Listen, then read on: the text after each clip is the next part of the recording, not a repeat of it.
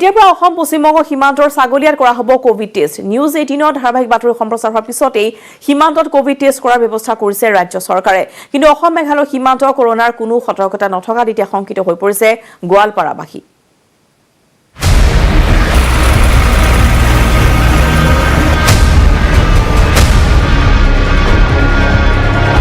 ছাগলীয়াত কৰিব Covid test. বহিৰ্ৰাজ্যৰ পৰা অহা লোকৰ হ'ব পৰীক্ষা। নিউজ 18ৰ বাতৰিৰ পিছতে তৎপৰ চৰকাৰ। অসম মেঘালয় সীমান্তত নাই কোনো ব্যৱস্থা। অসম পশ্চিমবংগ সীমান্তৰ ছাগলীয়াত শীঘ্ৰে আৰম্ভ হ'ব কোভিড টেষ্ট। নিউজ 18ত আমি সম্প্ৰচাৰ কৰিছিলোঁ এটা বাতৰি, য'ত ছাগলীয়ে সীমান্তইদি অসমলৈ বিনা স্কেনিঙত সোমাইছে মানুহ, আৰু সেই বাতৰিক কিন্তু গুৰুত্ব সহকাৰে ল'ল ৰাজ্য চৰকাৰে। আজিৰে পৰা ছাগলীয়াত অস্থায়ী স্কেনিং চেণ্টাৰ বনোৱাৰ কাম আৰম্ভ হৈ গ'ল। বহিৰ্ৰাজ্যৰ পৰা অহা সকলো লোকৰে কোভিড টেষ্ট কৰাৰ ব্যৱস্থা কৰিছে চৰকাৰে। ইতিমধ্যে আৰম্ভ হৈছে অস্থায়ী কোভিড স্ক্ৰিনিং চেণ্টাৰৰ নিৰ্মাণ কাৰ্য। অৱশ্যে পৰীক্ষাৰ নামত মালবাহী তথা অত্যাৱশ্যকীয় সামগ্ৰী কঢ়িওৱা ট্ৰাকক ৰখাই থোৱা নহয় ছাগলীয়াত। এই কথা স্পষ্ট কৰিলে ধুবুৰীৰ উপায়ুক্ত দেৱ কুমাৰ কলিতাই। ছাগলীয়াত এতিয়া আমাৰ যিখিনি গাড়ী সোমাই আছে, সেই গাড়ীৰ যাত্ৰীবোৰক টেষ্ট কৰাৰ কাৰণে ব্যৱস্থা কৰা হ'ব। তাৰ কাৰণে আমি প্ৰাৰম্ভিক যিখিনি ইনফ্ৰাষ্ট্ৰাকচাৰ লাগে সেইখিনিৰ কাম আৰম্ভ কৰিছোঁ। এই সম্পৰ্কীয় কমপ্লিট SOPটো আমি এতিয়াও পোৱা নাই চৰকাৰৰ পৰা, পালে আমি কাম আৰম্ভ কৰিম। আৰু এইটো ভবা হৈছে যে ট্ৰাকবোৰ ইয়াতে টেষ্ট কৰা নহ'ব, ট্ৰাকবোৰ পোনপটীয়াকৈ গুচি যাব। যিখিনি যাত্ৰীবাহী গাড়ী আহিব সেইখিনিহে টেষ্ট কৰাৰ ব্যৱস্থা ব্যক্তিগত বাহন। অৱশ্যে অসম মেঘালয় সংযোগীৰ ৰাষ্ট্ৰীয় ঘাইপথত নাই কোভিডৰ কোনো সতৰ্কতা। দুয়োখন ৰাজ্যৰ সীমান্তত এতিয়াও আৰম্ভ কৰা নাই কোভিড টেষ্টৰ ব্যৱস্থা। মই এতিয়া উপস্থিত আছোঁ অসম মেঘালয় সীমান্তৰ দুধনৈ নিকটৱৰ্তী যি ডাইনাডুবি অঞ্চল আছে, এই ডাইনাডুবি অঞ্চলত। আৰু এই ডাইনাডুবি অঞ্চলত কিন্তু নাই এজনো আৰক্ষী, নাই প্ৰশাসনৰ কোনো লোক। আৰু ইয়াতে দেখিবলৈ পোৱা গৈছে কোভিড টেষ্টৰো ব্যৱস্থা কৰা নাই জিলা প্ৰশাসনে, যাৰ ফলত বিনা দ্বিধাই কোনো ধৰণৰ চেকিং নথকাকৈ, কোনো ধৰণৰ কোভিড টেষ্ট নকৰাকৈ অসমৰ মানুহ মেঘালয়ৰ মানুহ অসমত প্ৰৱেশ কৰি আছে। মোৰ সতীৰ্থক সেই দৃশ্য দেখুৱাবৰ কাৰণে মই অনুৰোধ জনাইছোঁ। যদি কেমেৰা লেন্সত ধৰিবলৈ সক্ষম হয়, যিখন বজাৰ এখন আপোনালোকে দেখিবলৈ পাব টেলিভিশ্যন স্ক্ৰীণত, আৰু এই বজাৰখন হৈছে মেঘালয়ত। আৰু এই মেঘালয়ত দেখিবলৈ পাইছে, এই কেমেৰা লেন্সত আপুনি যিমান দূৰ দেখিবলৈ পায় তাত দেখিবলৈ নাপাব কোনো ধৰণৰ আৰক্ষীৰ লোক, নাই কোনো ধৰণৰ কোভিড টেষ্ট কৰা চিকিৎসা কৰ্মী বা চিকিৎসা বিভাগৰ কোনো ধৰণৰ স্বাস্থ্য বিভাগৰ কোনো লোক। মেঘালয়ৰ পৰা অসম প্ৰৱেশ কৰা দুটাকৈ ৰাষ্ট্ৰীয় ঘাইপথত নাই আৰক্ষী তথা স্বাস্থ্য বিভাগৰ কোনো পৰীক্ষা চকী। সীমান্তৰ প্ৰৱেশ পথসমূহত কোনো সতৰ্কতা নথকাত উদ্বিগ্ন হৈ পৰিছে গোৱালপাৰাবাসী। ধুবুৰীৰ পৰা জ্যোতিৰ্ময় চক্ৰৱৰ্তী আৰু দুধনৈৰ পৰা Arup Nath, news 18 Assam north east. পঞ্চভূতত বিলীন হ'ল জনপ্ৰিয় শিল্পী ভিতালী দাসৰ নশ্বৰ দেহ। কোভিড প্ৰটকল মানি নৱগ্ৰহ শ্মশানত শেষকৃত্য সম্পন্ন হয় শিল্পীগৰাকীৰ। জনপ্ৰিয় শিল্পীগৰাকীক হেৰুৱাই শোকত ভাগি পৰিছে আত্মীয় তথা শুভাকাংক্ষীসকল।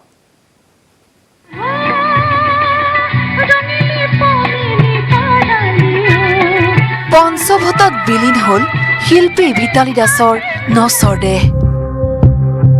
নৱগ্ৰহ শ্মশানত মুখাগ্নি কৰিলে জীয়ৰী কমলিকাই। নিয়তিৰ কৰুণ পৰিহাস। গৰু বিহুৰ দিনটোত সমগ্ৰ অসমবাসীক বিহু নচুৱাইছিল ভিতালী দাসে।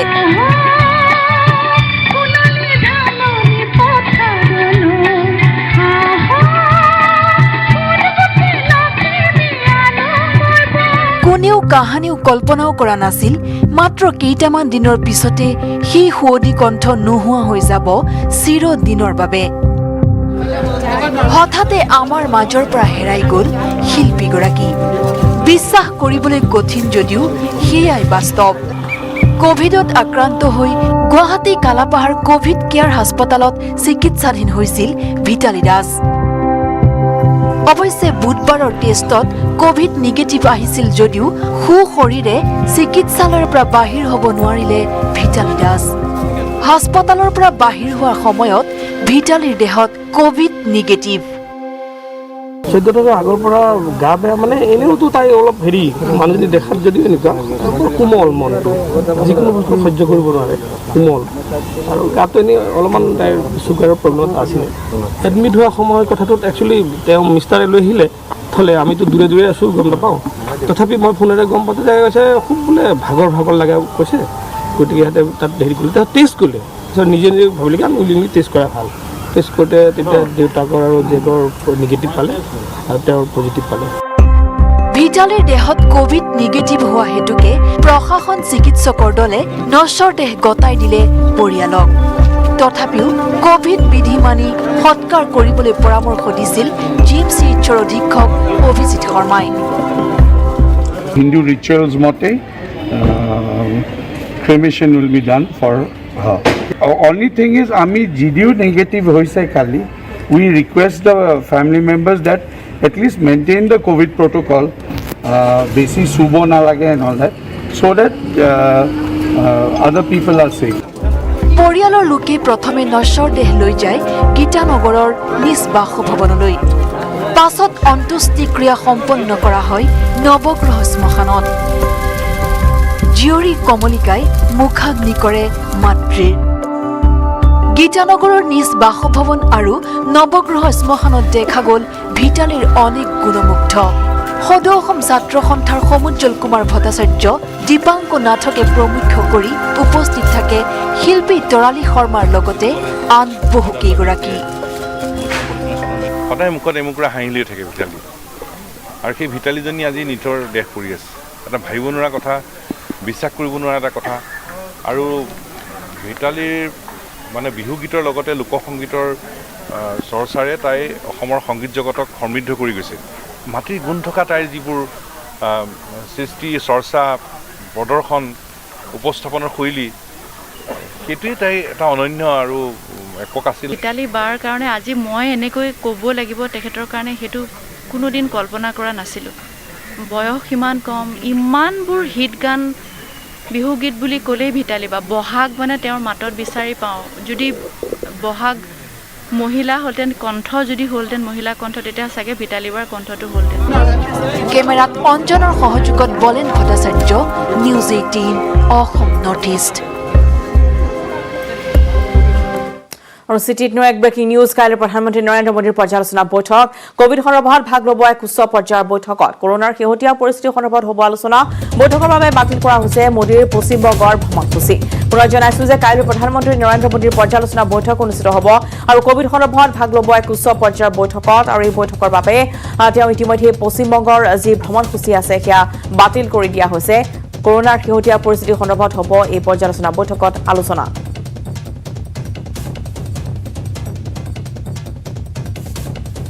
কাইলৈ প্ৰধানমন্ত্ৰীৰ পৰ্যালোচনা বৈঠক যিটো দেশত ক্ৰমাগতভাৱে কোভিড আক্ৰান্তৰ সংখ্যা বৃদ্ধি পাবলৈ ধৰিছে যথেষ্ট ভয়ংকৰ ৰূপত এতিয়া কোভিড আক্ৰান্তৰ সংখ্যা বৃদ্ধি পাইছে আৰু য'ত ইতিমধ্যে পৰ্যালোচনা বৈঠকৰ আয়োজন কৰা হৈছে কাইলৈৰ দিনটোত উচ্চ পৰ্যায়ৰ এখন বৈঠকত মিলিত হ'ব কোভিড সন্দৰ্ভত ভাগ ল'ব এক উচ্চ পৰ্যায়ৰ বৈঠকত প্ৰধানমন্ত্ৰী নৰেন্দ্ৰ মোদী যাৰ বাবে তেওঁ শেহতীয়াকৈ যি পশ্চিমবংগৰ ভ্ৰমণসূচী আছিল সেয়া বাতিল কৰা হৈছে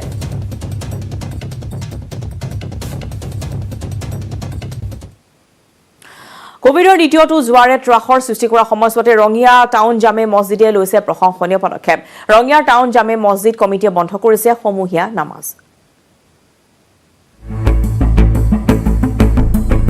সচেতনতা ৰঙিয়া টাউন জামে মছজিদত উলমিছে জাননী নামাজৰ বাবে 20 জনতকৈ অধিক লোকে প্ৰৱেশ কৰিব নোৱাৰিব মছজিদত ৰাজ্যত ব্যাপক হাৰত কৰোনা সংক্ৰমিত লোকৰ সংখ্যা বৃদ্ধি পোৱাৰ পৰিপ্ৰেক্ষিতত চৰকাৰে জাৰি কৰিছে এছঅপি অনুসৰি কোনো ধৰ্মীয় স্থানত 20 জনতকৈ অধিক লোক অংশগ্ৰহণ কৰিব নোৱাৰিব এই নিৰ্দেশনা মানি মছজিদৰ সন্মুখত আঁৰি দিয়া হৈছে জাননী কিন্তু মছজিদ কৰ্তৃপক্ষ অধিক সচেতন 20 জন নহয় এবাৰৰ নামাজত প্ৰৱেশ কৰিব পাৰিব মাত্ৰ 4 জন লোক মছজিদ কৰ্তৃপক্ষই লৈছে এই সিদ্ধান্ত মগৰিবৰ নামাজ কেৱল মাত্ৰ 4জন ব্যক্তিৰ দ্বাৰা আমি সমাপন কৰিম আৰু তাৰাবিৰ নামাজটো আমাৰ বহুত সমাগম হয় এই তাৰাবিৰ নামাজো এই 4জন ব্যক্তিয়ে আমাৰ জামাতৰ হৈ নামাজ পঢ়ি আমাৰ জামাতৰ এই নামাজ সমাপন কৰিব সকলো আমাৰ ৰাইজে ইয়াত সহযোগ কৰিছে কেৱল সেয়াই নহয় 4জন লোকৰ ক্ষেত্ৰতো থাকিব নীতি নিৰ্দেশনা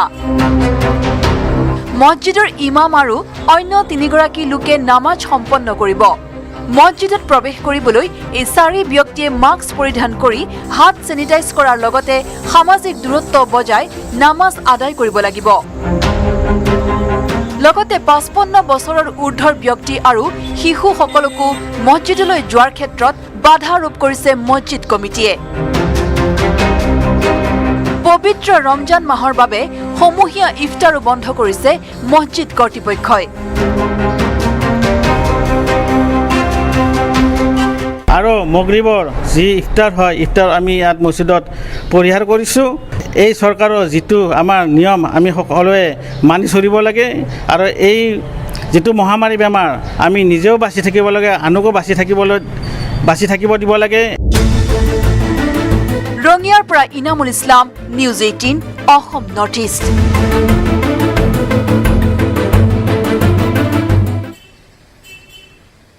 উত্তৰ পূবৰ ৰাজ্যসমূহতো উদ্বেগজনকভাৱে বৃদ্ধি পাইছে কৰোনাৰ সংক্ৰমিত লোকৰ সংখ্যা কৰোনা সংক্ৰমণ ৰোধৰ বাবে 10 দিনৰ বাবে বন্ধ কৰি দিয়া হৈছে ইম্ফলৰ ইমা মাৰ্কেট সমান্তৰালকৈ মেঘালয়ত প্ৰৱেশৰ সময়ত বাধ্যতামূলক হৈছে RT-PCR টেষ্ট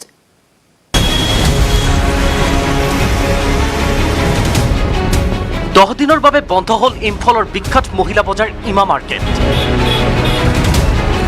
দেশৰ অন্য প্ৰান্তৰ দৰে অসমৰ চুবুৰীয়া মণিপুৰতো বৃদ্ধি পাইছে কোভিড সংক্ৰমিত লোকৰ সংখ্যা ৰাজ্যখনত বৰ্তমান কোভিড পজিটিভ লোকৰ সংখ্যা 224 গৰাকী ৰাজ্যখনত ইতিমধ্যে ৰাজহুৱা পৰিবহণ ব্যৱস্থাত যাত্ৰী 50% লৈ হ্ৰাস কৰাৰ নিৰ্দেশনা জাৰি কৰা হৈছে সন্ধিয়া 7 বজাৰ পৰা পুৱা 5 বজালৈ জাৰি কৰা হৈছে সান্ধ্য আইন একে সময়তে ইম্ফলৰ 3খন ইমা মহিলা বজাৰ 10 দিনৰ পৰা বন্ধ ঘোষণা কৰা হৈছে আনহাতে এতিয়াৰ পৰা মেঘালয়ত প্ৰৱেশ কৰিলে বাধ্যতামূলক RT-PCR টেষ্ট ৰাজ্যখনত 1021 গৰাকী কোভিড সংক্ৰমিত লোক ধৰা পৰাৰ পিছতে মুখ্যমন্ত্ৰী কনৰাড চাংমাৰ সভাপতিত্বত অনুষ্ঠিত এক পৰ্যালোচনা বৈঠকৰ অন্তত জাৰি কৰা হয় বিশেষ নীতি নিৰ্দেশনা The decision we taken today is that RT-PCR test is made mandatory. Any returnees, any entrants coming inside to the state of Meghalaya, they need to go for RT-PCR test. There will be no more RAT in the entry point. No more RAT. Those tourist spots located within East Khasi Hills district will be immediately closed down. Till 30th of this month. সেই অনুসৰি east খাচী হিলছৰ সকলো পৰ্যটনস্থলী 30 April পৰ্যন্ত বন্ধ থাকিব একেদৰে পৰীক্ষা কেন্দ্ৰসমূহৰে ব্যতি ৰাখে 3 মে পৰ্যন্ত শ্ৰীলংৰ মহাবিদ্যালয় বিশ্ববিদ্যালয়সমূহ বন্ধ থাকিব শিক্ষানুষ্ঠানৰ পৰা অনলাইন ক্লাছৰ অনুমতি আছে 23 পৰা 30 এপ্ৰিল পৰ্যন্ত gym club swimming pool gaming parlour cinema hall salon bar আদি বন্ধ থাকিব 33% কৰ্মচাৰীৰে চলিব চৰকাৰী কাৰ্যালয় ইম্ফলৰ পৰা এনথেম বিশ্বজিৎ মৈতেই আৰু শ্ৰীলংৰ পৰা Purbacha Bhattacharya news 18 Assam north east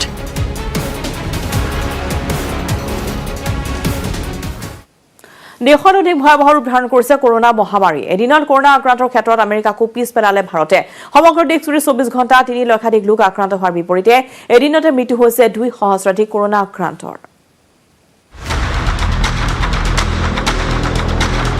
ভাৰতৰ অনাকাংক্ষিত অভিলেখ কোভিড আক্ৰান্তৰ ক্ষেত্ৰত আমেৰিকাক পিছ পেলালে ভাৰতে 24 ঘণ্টাত ভাৰতত 3,14,835 গৰাকী কৰোনাত আক্ৰান্ত এদিনতে 2,104 গৰাকী আক্ৰান্ত হৈ মৃত্যু এতিয়াও 22,91,428 গৰাকী আক্ৰান্ত চিকিৎসাধীন ক্ৰমাৎ ভয়াৱহ ৰূপ লৈছে কৰোনা ভাইৰাছে ভিআইপি ভিভিআইপি নেতা পালি নেতাৰ পৰা আৰম্ভ কৰি সাধাৰণজনলৈ সকলোকে চানি ধৰিছে কৰোনাৰ গ্ৰাসে ৰাজনীতিবিদ সীতাৰাম য়েচুৰীৰ জ্যেষ্ঠ পুত্ৰৰ কৰোনাত আক্ৰান্ত হৈ মৃত্যু হোৱাৰ খবৰ মৃত্যুৰ সময়ত আশিষ য়েচুৰীৰ বয়স আছিল 35 বছৰ টুইটযোগে এই কথা জনাইছে CPIMৰ দলৰ জ্যেষ্ঠ নেতাগৰাকীয়ে।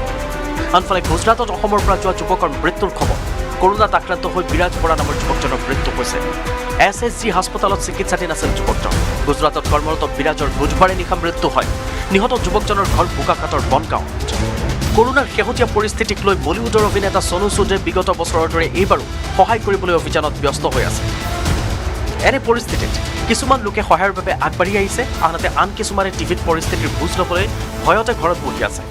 সেয়ে সোনু সুদে টুইটযোগে দেশৰ জনসাধাৰণলৈ প্ৰাৰ্থনা জনাইছে আৰু তেওঁ টুইটত লিখিছে, টিভিৰ ৰিম'ট এৰি দিয়ক, দেশক একত্ৰিত কৰক। যদি আপুনি আনৰ জীৱন ৰক্ষা কৰে তেতিয়াহে আপুনিও জীয়াই থাকিব পাৰিব। News desk, news 18, Assam north east.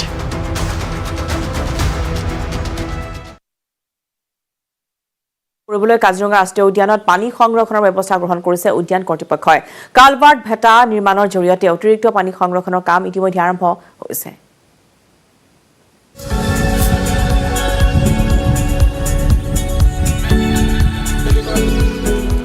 Kaziranga ৰাষ্ট্ৰীয় উদ্যানত বৃহৎ পানী সংৰক্ষণৰ পৰিকল্পনা হাতত লৈছে কাজিৰঙা ৰাষ্ট্ৰীয় উদ্যান কৰ্তৃপক্ষই।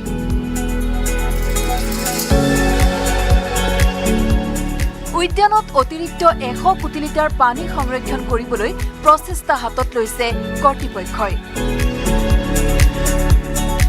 খৰালিত কাজিৰঙা ৰাষ্ট্ৰীয় উদ্যানৰ বন্যপ্ৰাণী আৰু পক্ষীকুলৰ সুবিধাৰ হেতু এই প্ৰচেষ্টা হাতত লোৱা হৈছে।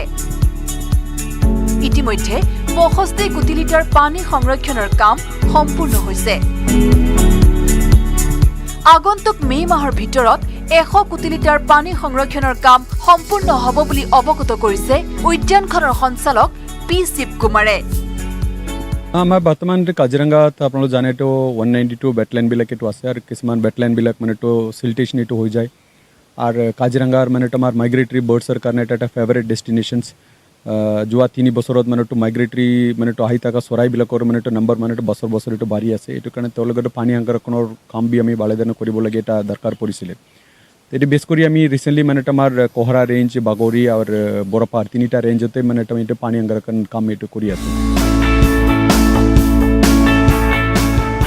ৰাষ্ট্ৰীয় উদ্যানখনত আছে প্ৰায় 192টা জলাশয়। এই জলাশয়সমূহ হৈছে কাজিৰঙা ৰাষ্ট্ৰীয় উদ্যানৰ পশু পক্ষীৰ আয়ুস ৰেখা। কিন্তু খৰালিৰ সময়ত ইয়াৰে একাংশ জলাশয়ৰ পানী শুকাই যোৱাৰ ফলত কিছু অসুবিধাৰ সৃষ্টি হয়। কাৰণ খৰালিত উদ্যানৰ বন্যপ্ৰাণীৰ লগতে কাজিৰঙা ৰাষ্ট্ৰীয় উদ্যানলৈ আগমন ঘটা পৰিভ্ৰমী পক্ষীও ব্যৱহাৰ কৰে এই বিল জলাশয়সমূহ। কাজিৰঙালৈ আগমন ঘটা পৰিভ্ৰমী পক্ষীৰ সংখ্যা প্ৰতি বছৰে বৃদ্ধি হৈ অহাৰ বাবে উদ্যান কৰ্তৃপক্ষই অতিৰিক্ত পানী সংৰক্ষণৰ প্ৰচেষ্টা হাতত লৈছে। কাজিৰঙা ৰাষ্ট্ৰীয় উদ্যানৰ কহৰা, বাগৰি আৰু বুঢ়াপাহাৰ বনাঞ্চলৰ মুঠ 6টা স্থানত এই পানী সংৰক্ষণৰ ব্যৱস্থা কৰিছে কৰ্তৃপক্ষই। ইতিমধ্যে অলৰেডি মানেতো 65 কৰোৰৰ মানেতো পানী কাম এইটো হৈ গ'ল। পানী বৰ্তমান এইটো জমা আছে। তাৰ এইটো 35 কোটিৰ কামবিলাক এইটো চলি আছে। তো বাই ছেকেণ্ড আৰু থাৰ্ড উইক অফ মানেতো মে মাহত মানেতো এইটো বি কাম এইটো হৈ যাব। তেনেহ'লে মানেতো অহা আমাৰ নৱেম্বৰ ডিচেম্বৰ টাইমত মানেতো এইটো এটা এডিশ্যনেল এই মানেতো আৰু আমি এক্সট্ৰাকৈ আৰু 100 কোটি লিটাৰ পানীৰ তাই মানেতো পাই যাম। তেতিয়াতো জীৱ জন্তু আৰু চৰাইবিলাকৰ কাৰণে এইটো ভালেই হ'ব। কালভাৰ্ট ভেটা নিৰ্মাণৰ জৰিয়তে অতিৰিক্ত পানী সংৰক্ষণৰ প্ৰচেষ্টা অব্যাহত ৰাখিছে। আনহাতে কাজিৰঙা ৰাষ্ট্ৰীয় উদ্যানৰ সঞ্চালক পি শিৱকুমাৰে কয় যে এই প্ৰচেষ্টাৰ জৰিয়তে আগন্তুক সময়ত উদ্যানৰ কিছু অংশত বন্যপ্ৰাণীৰ মাজত দেখা দিয়া পানীৰ সমস্যা দূৰ হ'ব। কাজিৰঙাৰ পৰা Bitupan Bora, news 18, Assam north east.